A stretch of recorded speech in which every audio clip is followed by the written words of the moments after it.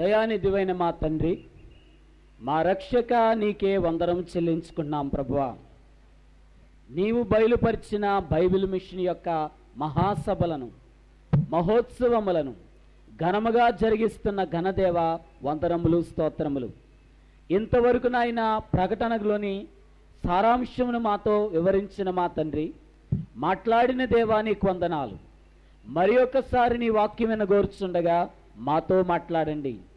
వాక్యము నీది, మాట్లాడువారు మీరే గనక విలువైన, బలమైన, శక్తి కలిగిన వాక్యం ద్వారా దర్శించి మాతో మాట్లాడుమని వాక్యమై ఉన్న యేసు నామమున వేడుకొనుచున్నాము తండ్రి, ఆమేన్.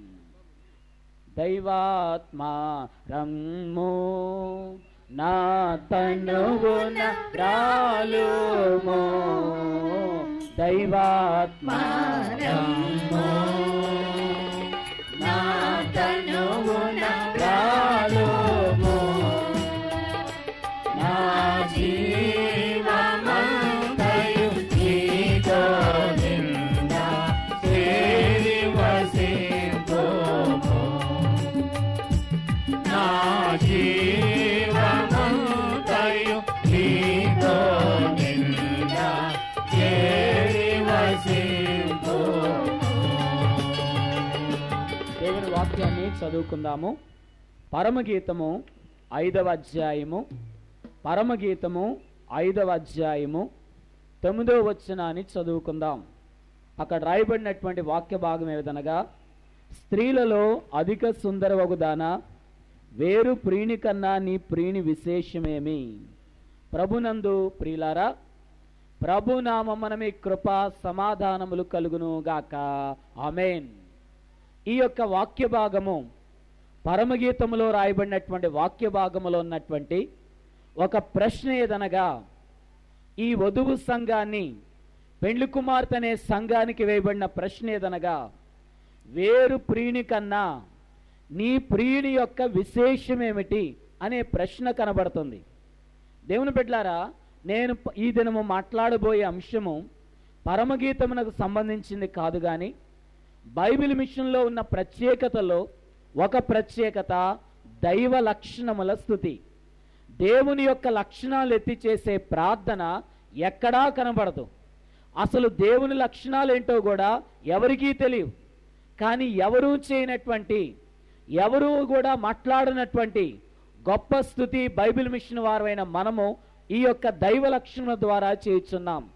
ఈ రోజు నా యొక్క ప్రసంగాంశం ఏంటంటే దైవ లక్షణములు. దైవజనుడు దేవదాసయ్య గారు ఈ యొక్క దైవ లక్షణాల గురించి రాశారు. ఏ భక్తుడు కూడా ప్రపంచంలో రాయినటువంటి గొప్ప లక్షణములు, దేవునిలోని లక్షణాలు ఉన్నాయో ఎవరికీ తెలియదు. మన దైవజనుడు దేవదాసయ్య గారే ఈ యొక్క లక్షణములు రాశారు. ఈ యొక్క దైవ లక్షణములను గురించి ఈ దినము నేను వివరించవలని ఆశపడుతున్నాను.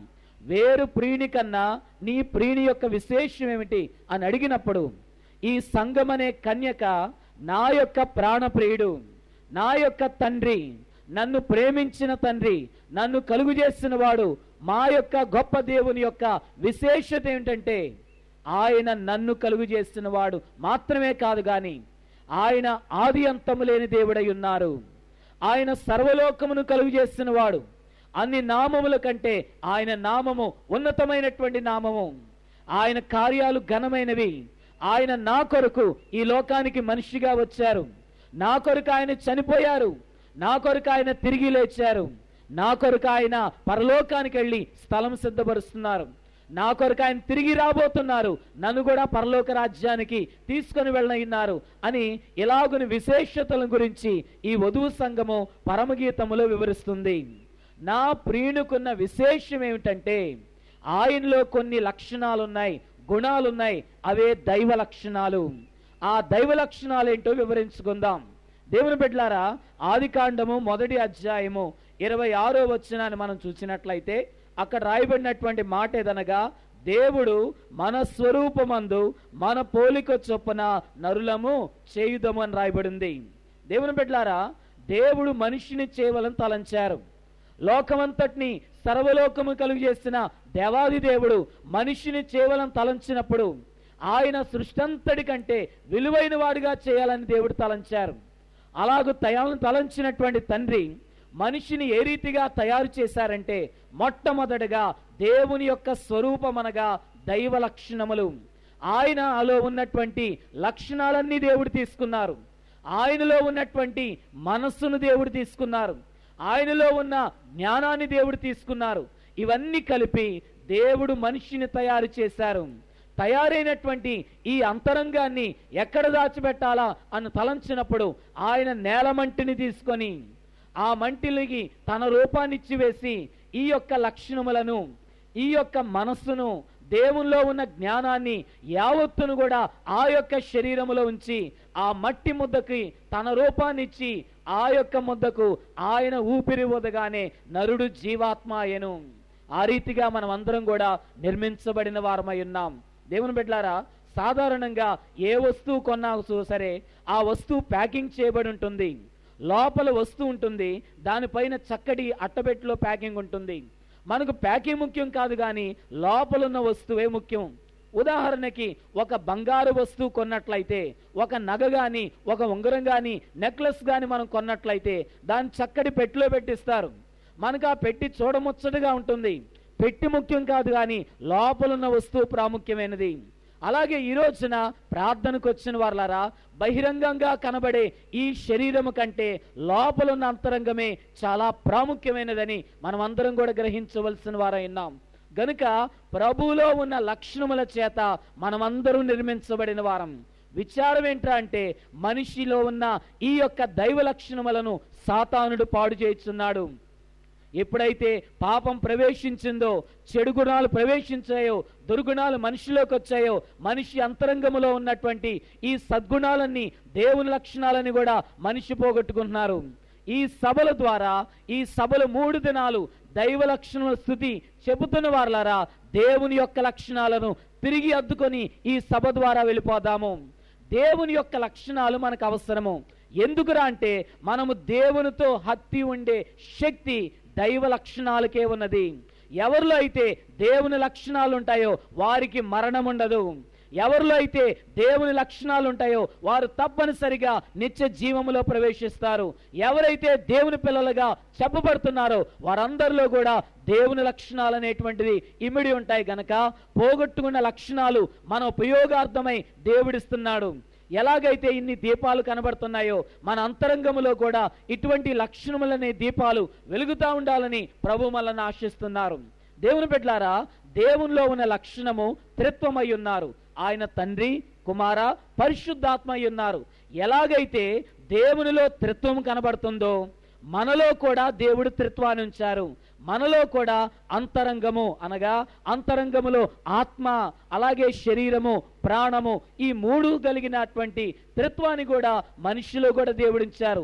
దేవునిలో ఉన్న ఈ త్రిత్వం అనే లక్షణము మనిషిలో కూడా కనబడుతుంది. గనుక మనిషిలో కూడా ఈ 3 భాగాలు కనబడుతున్నాయి. అంతరంగములో, ఆత్మలో దేవుని యొక్క లక్షణాలు ఉంటాయి.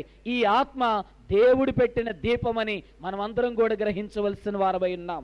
దేవుని బిడ్డలారా, ఈ దినము మనకు దైవజనుడు దేవదాసయ్య గారు ఇచ్చినటువంటి దైవ లక్షణాల్లో మొట్టమొదటి లక్షణం ఏదనగా, దేవా నీవు అనాది వ్యక్తివై ఉన్నావు, నిన్నెవరినూ కలుగు చేయలేదు, నీ అంతటి నీవే ఉన్నావు గనక నీకు వందనములు. దేవుని బిడ్డలారా, దేవునిలో ఉన్న లక్షణము అనాది లక్షణము. దేవునికి ఆది లేదు, అంతము లేదు. ఈ భూమి కంటే, ఆకాశము కంటే, ఈ వాతావరణం కంటే, చెట్లు, చేమలు, పురుగులు, పక్షులు, చేపలు, ఈ యావత్తు ప్రపంచము కలుగు చేయకముందే, అసలు మనుషులే లేకముందే, ఎవరూ లేకముందే, పరలోకం లేకముందే, దేవదూతలు కూడా లేకముందే దేవుడున్నాడని గ్రహించండి. ఆ కాలమునకు అనాది కాలం అని పేరు. ఆ అనాది కాలములో ఎవరూ లేరు, కానీ దేవుడు ఒంటరిగా ఉన్నారు. ఒంటరిగా ఉన్న దేవుడు ఆయన యొక్క సభ జరిగించారు. లక్షణముల మహాసభ, దైవ లక్షణముల సభ జరిగింది. ఆ సభలో రక్షణ మహాసంకల్పమును రాయడం జరిగింది. అంటే ప్రోగ్రాం అన్నమాట. ఎప్పుడు ఏది జరగాలి, ఎలాగైతే ఈ ప్రోగ్రాం జరుగుతుందో, సృష్టి అంతట్లో జరగబోయే కార్యక్రమం అంతా కూడా దేవుడు అక్కడ రాసివేశారు.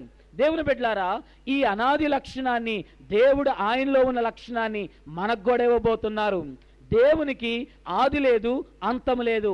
మన విశ్వాస ప్రమాణంలో కూడా ప్రతి ఆదివారం కూడా ఇదే మాటలను ఉచ్చరిస్తున్నాం మనం అందరం కూడా.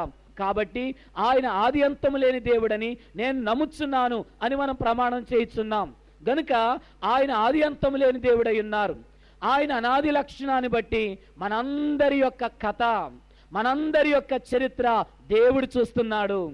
ఎవరు ఎక్కడ జన్మించాలి, ఎవరు ఏ సమయంలో జన్మించాలి, ఎవరు ఎంతకాలం జీవించాలి, ఎవరు ఏ తల్లిదండ్రులకు పుట్టాలి, ఎవరు ఏ ఊరిలో ఉండాలి, ఆ తర్వాత ఎక్కడికి వెళ్ళాలి, ఎవరి యొక్క జీవితం ఎలాగుంటుందో మనందరి యొక్క కథ చూచేవాడు దేవుడని గ్రహించండి. ఆయన మనందరి విషయాలు గ్రహించే దేవుడు. రాబోయేటువంటి సంవత్సరంలో ఏం జరగబోతుందో మన కుటుంబంలో మనకు తెలియదు. రాబోయే 5 సంవత్సరాల్లో మన చుట్టూన పరిసరాలు ఎలా మారిపోతాయో మనకు అంతకంటే తెలీదు. రాబోయే 50 సంవత్సరాల్లో మన దేశము ఏ రీతిగా ఉంటుందో అసలు మనకు తెలియదు. కానీ దేవుని బిడ్డలారా, దేవుడన్ని చూచే దేవుడై ఉన్నారు. ఇదే అనాది లక్షణమైనది. ఆయనకి అంతము కూడా లేదని మనం అందరం కూడా గ్రహించాలి. ఆయన ఆది అంతం లేని దేవుడని మనం అందరం కూడా గ్రహించవలసిన వారు ఉన్నాం. దేవుని బిడ్డలారా, ఈ దినం ప్రార్థనకు వచ్చిన మనం అందరం కూడా ఎవరైతే దేవుని యొక్క ఈ అనాది లక్షణాన్ని నమ్ముతారో, ఈ అనాది లక్షణం మీద ఆనుకుంటారో వారికి కూడా అంతము లేదని గ్రహించండి. ఎలాగైతే దేవుడు ఆది అంతం లేని దేవుడై ఉన్నారో, దేవుని యొక్క లక్షణములు ఈ అనాది లక్షణము చేత దేవుడు నన్ను చూస్తున్నాడు. ఆయనకు ఆది అంతము లేదు కనుక అంతము లేని స్థలములో దేవుడున్నాడు. నన్ను కూడా ఆయన చెంతను కూర్చోబెడతారు, నేను కూడా ఆయన సన్నిధిలో ఉన్నాను అని ఎవరైతే విశ్వసిస్తారో వారు కూడా అనాది లక్షణం మీద ఆనుకున్నవారు. ఎవరైతే ఈ అనాది లక్షణం మీద ఆనుకుంటారో వారు ప్రభుతో కలిసి ఆది అంతము లేని స్థలములో దేవుని సన్నిధిలో ఉంటారని గ్రహించండి. దేవుని యొక్క సన్నిధికి అంతము లేదని గ్రహించండి. ఏ సన్నిధి అయితే ఆదాము దగ్గర ఉందో, ఏ సన్నిధి అయితే మోషే దగ్గర ఉందో, ఏ సన్నిధి అయితే ప్రభు కాలంలో ఉందో అదే సన్నిధి దైవజనుని దగ్గర, అదే సన్నిధి మన మధ్యలో ఉన్నదని మనం అందరం కూడా గ్రహించాలి. దేవుని బిడ్డలారా, ఈ లోకము, ఈ యొక్క ఆకాశము, ఈ భూమి ఇవన్నీ అంతరించిపోవచ్చు, కానీ మన ప్రార్థన దేవుడెన్నడూ నాశనము చేయడు. ఈరోజు ప్రార్థనకు వచ్చిన వారలారా, ఈ సభలో ఉన్న వారలారా, ఎవరే ప్రార్థన చేసినా ప్రతి వారి ప్రార్థన నిలబడిపోద్ది. ఎన్నడూ కూడా ప్రార్థన నాశనం అవ్వదని గ్రహించండి. భూమి నాశనం అయిపోవచ్చు, ఆకాశం వచ్చు, కానీ దేవుని నామమున, యేసు నామమున చేసే ఈ ప్రార్థన చిరకాలం ఉండిపోద్దని మనం అందరం కూడా గ్రహించవలసిన వారై ఉన్నాం. గనక నా దేవుడు నన్ను నాశనము చేయడు, నా దేవుడు నా ప్రార్థన కొట్టివేయడు, నా దేవుడు ఆయనున్న స్థలంలో కూర్చోబెడతారు అని నమ్మడమే దేవుని యొక్క అనాది లక్షణం మీద ఆనుకొనడం అని మనం అందరం కూడా గ్రహించవలసిన వారమై ఉన్నాం. రెండవదిగా మనం చూసినట్లయితే, దేవా నీవు వెలుగై ఉన్నావు, అందుచేతనే సూర్య చంద్ర నక్షత్రములకు వెలిగించినావు, జీవుల్లో కండ్లకు వెలిగించినావు, గనుక నీకు స్తోత్రములు. దేవుని బిడ్డలారా, రెండవ దైవ లక్షణం ఏదనగా దేవుడు వెలుగై ఉన్నారు. ఇప్పుడు మనం అందరం కూడా ఎక్కడ కూర్చున్నాం? వెలుగులో కూర్చున్నాం. ఈ యొక్క విద్యుత్ కాంతి మధ్య, ఈ దీపముల మధ్య మనం అందరం కూడా కూర్చున్నాం. ఉదయకాలం రాగానే ఏ లైట్లు కూడా మనం వేయట్లేదు, కానీ వెలుగుగా ఉంటుంది ఈ ప్రాంతం అంతా. ఎక్కడి నుంచి వచ్చిందండి ఈ వెలుగంటే సూర్యుని యొక్క వెలుగు. అసలు ఆ సూర్యునికి ఎలాగొచ్చిందండి ఈ వెలుగంటే ఆ యొక్క సూర్యుని కలుగు చేసిన వాడు దేవుడు. దేవుడు వెలుగై ఉన్నారు. ఆయనలో ఉన్న లక్షణము వెలుగనే లక్షణము. దేవునిలో ఉన్న వెలుగు ఆయన యావత్తునకు ఇచ్చివేశారు. మన యొక్క కండ్లలో కూడా దేవుని యొక్క వెలుగుంది. దేవుని బిడ్డలారా, ఎవరైతే బైబిల్ మిషన్లోకి వచ్చారో, బైబిల్ మిషను వెలుగైన మిషన్ అని మనం అందరం కూడా గ్రహించవలసిన వారమై ఉన్నాం. రెవరెండ్ డాక్టర్ సెల్వరాజ్ అయ్య గారు బైబిల్ మిషన్ గురించి, ఇది వెలుగైన మిషను, మనం పాడుకునే కీర్తనలు వెలుగు కీర్తనలని ఆయన ప్రకటన చేశారు. కాబట్టి ఈ మిషన్లోకి వచ్చిన వారందరూ కూడా వెలుగైన వారని గ్రహించండి. బైబిల్ మిషన్లో ఉన్నంత వెలుగు ఇతర ఏ మిషన్లో కూడా లేదని మనం అందరం కూడా గ్రహించవలసిన వారమై ఉన్నాం. కాబట్టి ఈ యొక్క వెలుగు, దేవుని యొక్క వెలుగు ఎక్కువగా ప్రకాశించే మిషనే బైబిల్ మిషన్ అని మనం గ్రహించాలి. మన కార్యాలు చాలా వెలుగైనవి. చూడండి, ఎవరైనా బహుమానం తీసుకున్నప్పుడు, ఎవరికైనా ప్రైజ్ వచ్చినప్పుడు వారి ముఖం వెలిగిపోతా ఉంటే భలే వెలిగిపోతుంది అంటాం మొహాన్ని, ఆ కళను చూసి. గనుక ఈ యొక్క మిషన్లో ఉన్న వారందరూ కూడా కళగలిగిన వారు, వెలుగైన వారని మనం అందరం కూడా గ్రహించాలి. దేవుని బిడ్డలారా, దేవుడు వెలుగై ఉన్నాడు గనక మనం కూడా వెలుగై ఉండాలి. ఆయనలో వెలుగుంది, ఆ వెలుగే మనందరికి ఇచ్చారు. మనం పగడిపోడ తిరుగుతుండగా నేను ఈ సూర్యుని వెలుగులో తిరుగుతున్నాను, కానీ ఈ సూర్యునికి వెలుగు దేవుని యొద్ద నుండి వచ్చింది. ఇదిగో ఈ దీపాల మధ్య మేం తిరుగుతున్నాం, ఈ వెలుగంతటికి నా దేవుడే ఆధారము అని మనం అందరం కూడా గ్రహించాలి. దేవుని యొక్క లక్షణాలు దేవునిలో ఉన్నాయి, దేవదూతల్లో ఉన్నాయి, పరలోక పరిశుద్ధుల్లో సంపూర్ణంగా ఉన్నాయి, అలాగే భూలోక భక్తుల్లో ఉన్నాయి. మనందరిలో కూడా ఆయన తన లక్షణాలు ఇచ్చే దేవుడై ఉన్నారు. ఈ యొక్క దైవ లక్షణాలు కూడా వెలుగై ఉన్నాయని మనం అందరం గ్రహించాలి. ఎలాగైతే దేవుడు వెలుగై ఉన్నారో మనం చీకటి వారంగా ఉండకూడదు, కానీ వెలుగైన వారంగా ఉండాలి. ఒక చిన్న ఉదాహరణ చెప్తాను. ఒక వ్యక్తి, నామకార్థంగా ఉన్నటువంటి ఒక వ్యక్తి, దేవా నేను ఎలాగైనా సరే పరలోకం చూడాలనైనా, పరలోకంలో ఉండాలనైనా అని ప్రార్థన చేసుకున్నారు. చాలా సంతోషమని అతనికో దర్శనాన్ని ప్రభు చూపించారు. ఆ వ్యక్తిని, నువ్వు అడిగావు కదా పరలోకంలో చూడాలి, పరలోకంలో ఉండాలన్నావు కదా, రా నేను తీసుకెళ్తాన్ని ప్రభు పరలోకం తీసుకెళ్లారు. ఆ పరలోక రాజ్యము మహిమతో, తేజస్సుతో, ప్రభావంతో ఉన్న ఆ రాజ్యములోకి తీసుకెళ్లారు. ఆ యొక్క పరలోక రాజ్యములో ఒక స్థలములో తీసుకెళ్లి ఒక సింహాసనం మీద కూర్చోమ్మా అని చెప్పి ఆ యొక్క వ్యక్తిని అక్కడ కూర్చోబెట్టారు. ఆ వ్యక్తి ఆ స్థలములో కూర్చోగానే ఆ పరలోకము తేజస్సుతో, కాంతితో నింపబడి అలాగను ప్రజ్వలించుండగా ఆ కాంతంతా అతని మీద పడుచుండగా, బాబో ఇంత వెలుగుందేంటి, ఏంటి ఇంత కాంతివంతంగా ఉంది, ఏంటి ఈ వెలుగింత నా మొహం మీద పడుతుంది, బాబో ఈ వెలుగును చూడలేకపోతున్నాను అని పరిగెడుతున్నారు. దేవుని యొక్క ప్రేమ, లేదు నాన్న కూర్చో, నువ్వు అడిగావు కదా నేను కూర్చోబెడుతున్నాను కదా అంటే, అమ్మో నేను ఇక్కడ ఉండలేను, ఈ వెలుగు చూడలేనని పారిపోతున్నాడు. ఆగమ్మా ఆగమ్మా అని దేవుడు ఎంత పిలిచినా పరిగెట్టి చాలా దూరం వెళ్ళిపోయి ఒక చోట చీకటి ఉంటే వెళ్ళిపోయి ఆ చీకటిలో పడిపోయి అమ్మయ్య ఇక్కడ బాగుంది అంటున్నారు. గనుక దేవుని బిడ్డలారా, మన యొక్క జీవితంలో కూడా మనము అంతరంగములో ఒక విధంగా చీకటి వారంగా ఉండి బహిరంగంగా వెలుగు వారంగా అని చెప్పుకున్నట్లయితే దేవుని ఎదుట మనం అబద్ధం ఆడుచున్నాం. గనుక యోహాను పత్రిక 1:5 రాయబడినట్లుగా ఈ విధంగా దేవుడు వెలుగై ఉన్నారు గనక మనం కూడా ఎలాగుండాలి, వెలుగైన వారంగా ఉండాలి. దేవా నువ్వు వెలుగై ఉన్నావు గనక ఆ వెలుగు నాకు కూడా ఇచ్చావు. బైబిల్ మిషన్ వారు కన్ను కలిగిన మిషను. ఏంటండి కన్ను? కళ్ళకు కూడా వెలుగేంటంటే, ఎవరైతే దేవుని చూచే కన్ను ఉంటుందో వారందరూ కూడా దేవుని యొక్క వెలుగైన కన్ను కలిగిన వారు.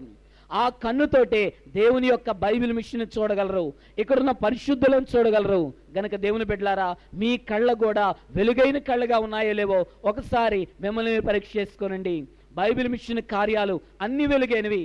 గాలిలో బంగారు అక్షరాలతో దైవజనునికి రాసి చూపించారు ఈ యొక్క బైబిల్ మిషను. చూడండి, గాల్లో అక్షరాలు నిలబడతాయా? ఇదొక వింత విచిత్రం.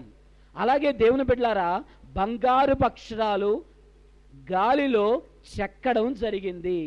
అదేంటదండి? రాయి మీద అక్షరాలు చెక్తారు, బంగారంతో అక్షరాలు చెక్కవచ్చు, చెక్క మీద చెక్కవచ్చు, గాల్లో చక్రం ఏంటి? ఇది అర్థం కాని మిషన్. కాబట్టి దేవుని బిడ్డలారా, గాలిలో బైబిల్ మిషన్ అని అక్షరములను దేవుడు చెక్కి దైవజనునికి చూపించారు. ఆ చూపించిన వ్రాత మీరు చూడాలంటే మన యొక్క కళ్ళు కూడా వెలుగైన కళ్ళుగా ఉండాలని మనం అందరం కూడా గ్రహించాలి. తర్వాత లక్షణం ఏదనగా, దేవా నీవు జ్ఞానమై ఉన్నావు, అందుచేత దేవదూతలకు, మనుషులకు, జీవరాశులకు జ్ఞానం ఇచ్చినావు. అట్టి జ్ఞానం వలన అనేక మర్మములు తెలియచున్నవి. మా జ్ఞానమునకు నీవు బయలుపడినావు గనుక నీకు స్తుతులు. దేవుని బిడ్డలారా, దేవుని యొక్క జ్ఞానము అపరిమితము లేని జ్ఞానము. ఆయన జ్ఞానం చాలా గొప్పదని మనం అందరం కూడా గ్రహించవలసిన వారై ఉన్నాం. ఆయన సర్వజ్ఞాని అయి ఉన్నారు. ఆయన యొక్క జ్ఞానాన్ని మనందరి, అంటే ప్రపంచములో మొదటి నుండి చివరి వరకున్న అందరి మనుషుల యొక్క జ్ఞానాన్ని పోగు చేసి అందరి జ్ఞానంతోటి కలిపి దేవుని జ్ఞానం ఎంత ఉంటుందిరా అని ఆలోచన చేసినా అసలు కొంచెమైనా మనకు తెలియదు. అంత పరమజ్ఞాని కలిగినటువంటి దేవుడు. ఎక్కడ ఉండాల్సిన జంతువులు అక్కడ, అడవిలో ఉండాల్సిన అడవిలో, భూమి మీద ఉండాల్సిన భూమి మీద, నీళ్ళలో ఉండాల్సిన నీళ్ళలో, ఏది ఎలాగుండాలో అన్ని కూడా ఆయన జరిగించే దేవుడు. అన్ని కూడా క్రమముగా జరిగించే దేవుడు. ఏది కూడా సృష్టి ధర్మానికి విరుద్ధంగా దేవుడు ఏది కూడా చేయలేడు.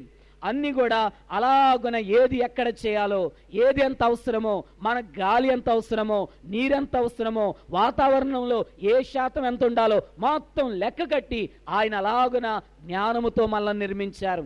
మన శరీరంలో ఎంత నీరు ఉండాలి, ఎంత రక్తం ఉండాలి, ఎవరు ఏ పని చేయాలి, ఎవరు ఏ కార్యాలు చేయాలో మొత్తం నిర్ణయించిన వాడు దేవుడు. మనిషి యొక్క జ్ఞానమే రోజు రోజుకి క్రొత్త వస్తువులు కనిపెట్టేస్తున్నారు.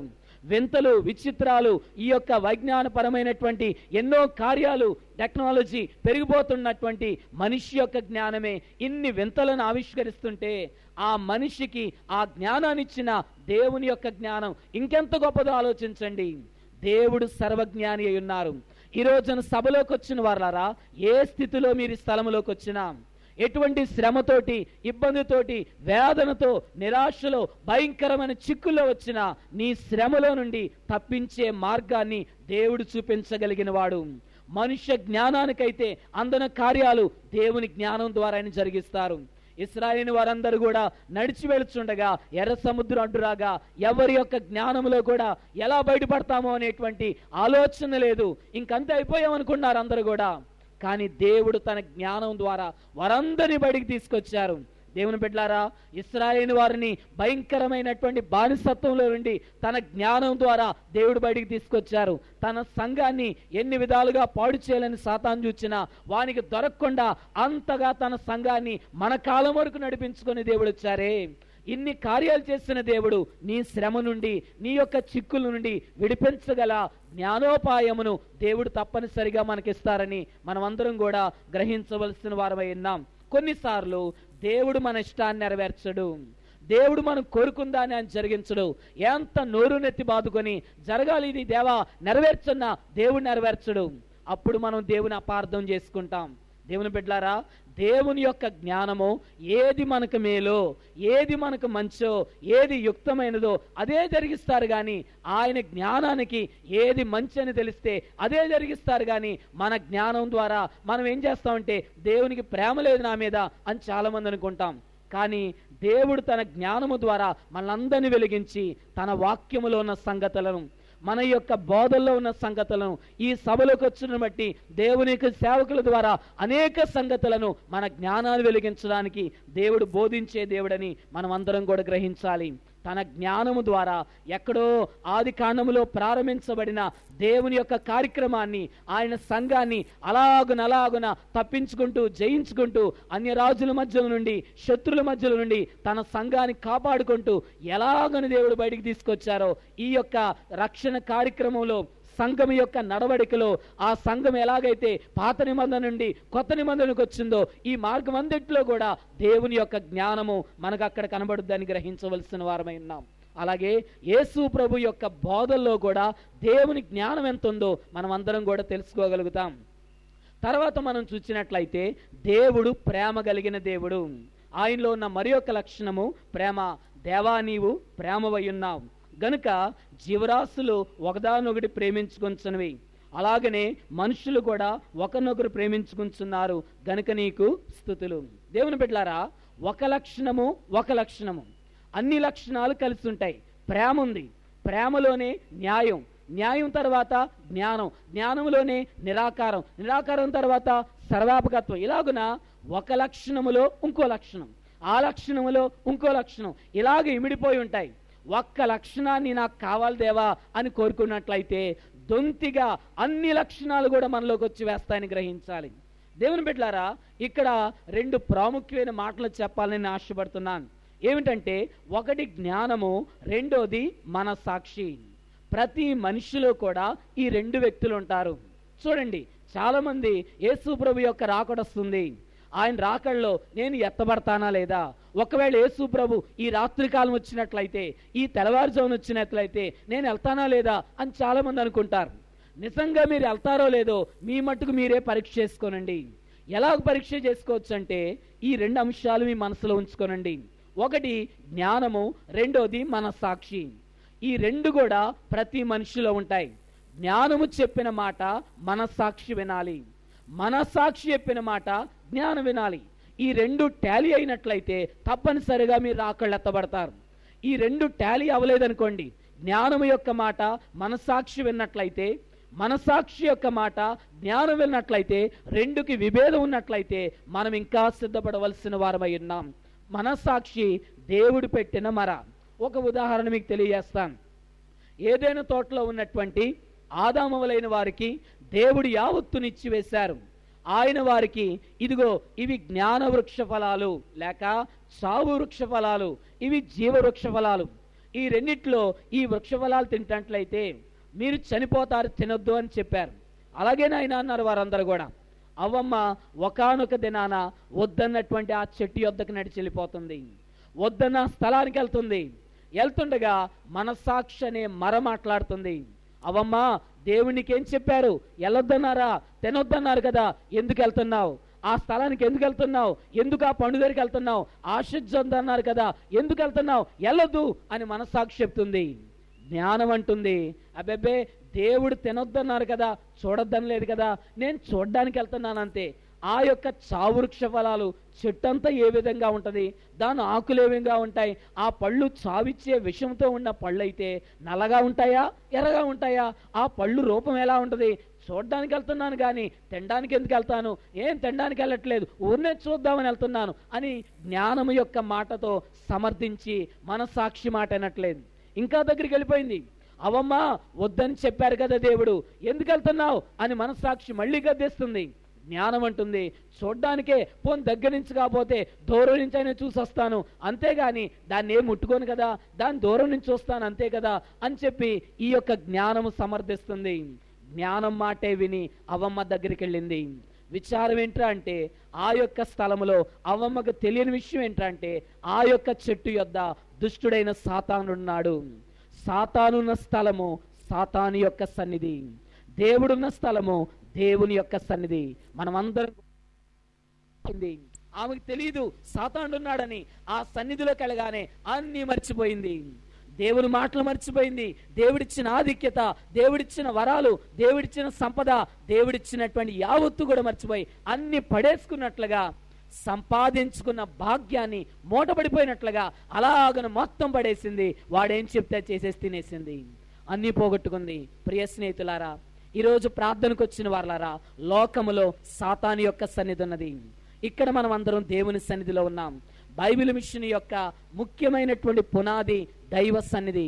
ఎవరైతే దేవుని సన్నిధిలో ఉంటారో వారే ప్రభుతో కూడా ఆ పరలోక రాజ్యములో మేఘములు ఎక్కబడతారు.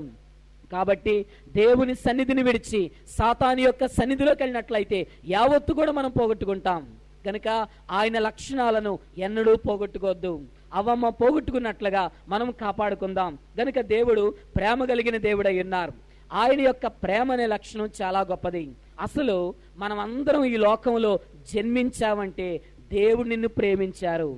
మీరు వెళ్తా ఇంటికి ఈ యొక్క గడ్డిని కానీ రాళ్ళు రప్పలు కానీ ఇంటికి తీసుకెళ్తారా? ఎవరు తీసుకెళ్ళరు. చెత్త చెదారని అంటారు. ఏదైతే మనకి ఇష్టమో, ఏదైతే మనకు అమూల్యమో, ఏదైతే మనం నచ్చుద్దో అదే మన ఇంట్లో ఉంచుదాం. అంతేగాని పనికిరాంది ఏది కూడా మన ఇంట్లో ఉంచం. అలాగే దేవుడు నిన్ను ఇష్టపడ్డాడు గనుకనే నిన్ను ఈ లోకానికి పంపించారు. దేవుడు నిన్ను కోరుకున్నాడు గనుకనే ఆయన నీకు ఎంతకాలం ఆయుష్కాలం ఇచ్చారు. దేవుడు నిన్ను ఎన్నుకున్నాడు గనుకనే ఈ సభకు దేవుడు నిన్ను పిలిపించారు. గనక మనం ఈ లోకములో జన్మించామంటే దేవుడు నిన్ను ప్రేమించబట్టే ఈ లోకంలో జన్మించారు. దేవుడు నిన్ను ప్రేమించకపోతే అసలు ఈ లోకంలో జన్మించేవారం కాదు. ఓహో, నా దేవుడు నన్ను ప్రేమించి నన్ను ఈ లోకానికి ఏదో ఒక ఉద్దేశంతో పంపించారు. ఆ ఉద్దేశాన్ని నేను నెరవేర్చాలి. నా దేవుడు ప్రేమ కలిగిన దేవుడు. దేవా, ఇంత ప్రేమ నువ్వు కలిగి ఉన్నావు గనక నీ ప్రేమ నేను కలిగి ఉంటానని దేవుని ప్రేమను మనం అందరం కలిగి ఉండాలి. గనక దేవుని బిడ్డలారా, దేవుడు ప్రేమ కలిగిన దేవుడు గనక ఆయన ప్రేమ ఎంత గొప్పదో సిలువలో మనకు కనబడుతుంది. తన ప్రాణమును పెట్టి తన శరీరక్తాలను దారిపోసి ఆయన మనకు తన ప్రేమను పంచిన దేవుడై ఉన్నారు. మరి ఒక లక్షణం ఏంటంటే దేవుడు న్యాయమై ఉన్నారు. గనక దేవుని బిడ్డలారా, దేవా నీవు న్యాయమై ఉన్నావు గనక క్షమించేవాడు, అయినప్పటికీ తప్పు చేసిన వారిని శిక్షించి క్షమించేవాడు గనుక నీకు ప్రణుతులు. గనుక దేవుని బిడ్డలారా, దేవుని యొక్క న్యాయము మనకు అన్యాయంగా కొన్నిసార్లు కనబడచ్చు. కానీ మనకు అన్యాయమైనప్పటికీ దేవుని దృష్టిలో అది న్యాయమని దినాన గ్రహించండి. చూడండి, మన యొక్క కష్టాల్లో బాధల్లో దేవుడు మనల్ని ఎందుకు కష్టాల్లో ఉంచారు, నన్నెందుకు ఇబ్బందుల్లో ఉంచారు, నన్నెందుకు శ్రమలో దేవుడు ఉంచారు అని చాలా మంది అనుకుంటారు. కానీ ఆ శ్రమలో ఉంచి మనకు నీతి పాఠం నేర్పించి దేవుని వైపు చూడడం ఏంటో నేర్పించి, మనకి ఇవ్వాల్సిన బహుమానాలు ఏంటో ఇచ్చి, అసలు భక్తి జీవితం ఏంటో ఆ శ్రమలో నేర్పించి, ఆ నేర్పించిన పాఠాలు వినగలిగినట్లయితే విన్నవారికి తిరిగి బహుమానాలు, ఆశీర్వాదాలు ఇచ్చి, ఇవన్నీ కూడా దేవుని యొక్క న్యాయ లక్షణం. దేవుడు న్యాయస్థుడు గనక మనం కూడా ఎలాగ ఉండాలి? న్యాయస్థులంగా ఉండాలి. గనక దేవుని యొక్క ఈ న్యాయ లక్షణం మీద మనం ఆనుకున్నట్లయితే, విశ్వసించినట్లయితే ఆయన వంటి న్యాయాన్ని మనం అందరం కూడా కలిగి ఉండగలుగుతాం.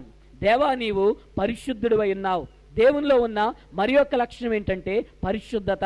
దేవుని బిడ్డలారా, మనం ప్రతిరోజు కూడా స్నానం చేస్తున్నాం. స్నానం చేయకుండా ఉండట్లేదు కాబట్టి మన శరీరాన్ని శుద్ధి చేసుకుంటున్నాం, మన వస్త్రాలను కడుక్కుంటున్నాం, మన ఇంట్లో ప్రతిరోజు తుడుచుకొని శుభ్రం చేసుకుంటున్నాం. అలాగే మన యొక్క పరిసరాలన్నీ కూడా మనం జాగ్రత్తగా శుభ్రంగా ఉంచుకుంటున్నాం. మనం తాగే నీరు కూడా శుభ్రంగా ఉందో లేదా అని చూసుకొని తాగుతున్నాం. తినే కంచాలు కూడా శుభ్రంగా కడుక్కొని తింటున్నాం.